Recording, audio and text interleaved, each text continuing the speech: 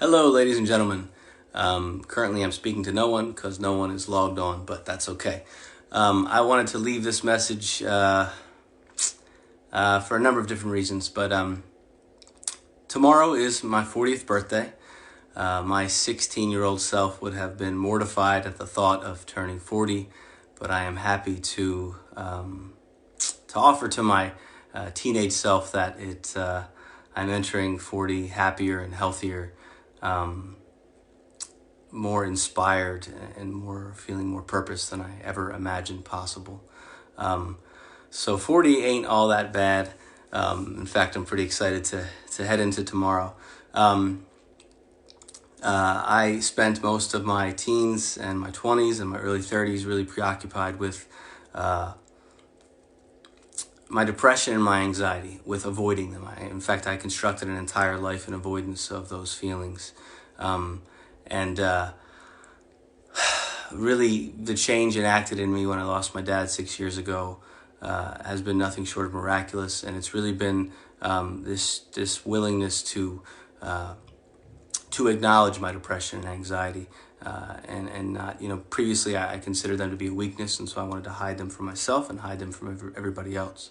And so I constructed a life just to do that. I would avoid all social situations because they made me feel anxious, and I would distract myself from any uncomfortable, depressive emotion because I didn't want to go there.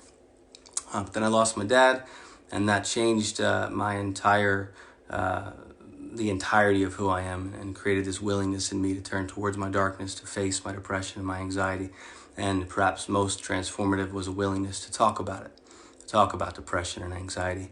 That is and has been so transformative, and is a completely different approach than I took earlier in my life.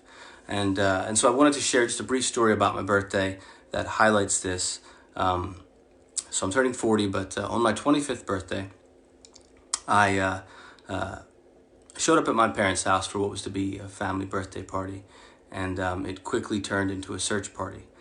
My father had gone missing, and so my wife, my mom, my sisters, and I, and extended friends and family, we drove throughout the county, throughout Maryland, really looking for any sign of my father, to no avail. That search continued on to the next morning when mercifully we heard from the police. My father had been found alive, having survived an attempt of suicide, and he was being rushed to the hospital. And so we rushed to meet him at the hospital. And when we had the opportunity to speak with him, he was remorseful, he was apologetic, he was kind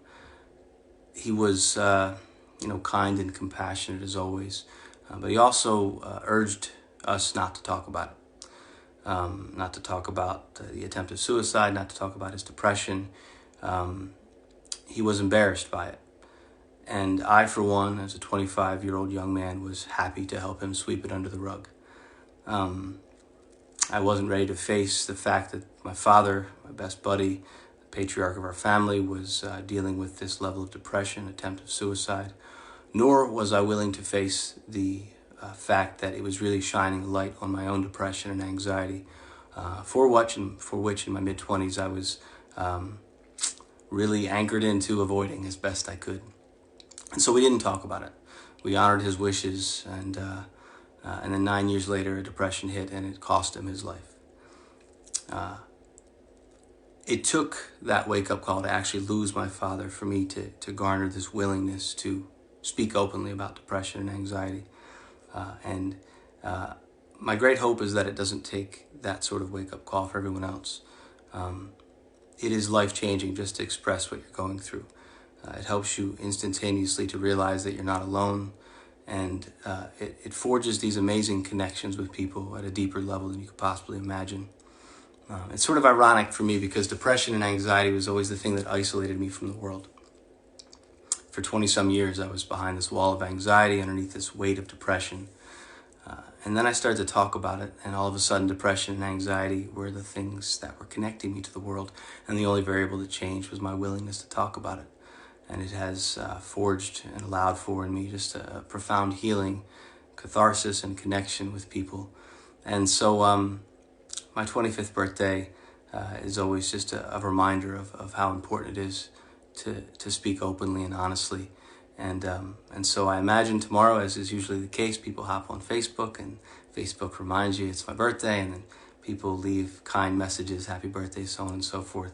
I would love if anyone who sees this would instead of offering me those 2 words, happy birthday, instead participate in the Ed Lally Foundation's Truth Campaign and offer 2 words, my truth. And so if you're unfamiliar with what the Ed Lally Foundation, the campaign is, the Truth Campaign, it is our initiative on social media to foster more open, honest expression. Very often social media is used as a platform for people to put the perfect versions of themselves out there.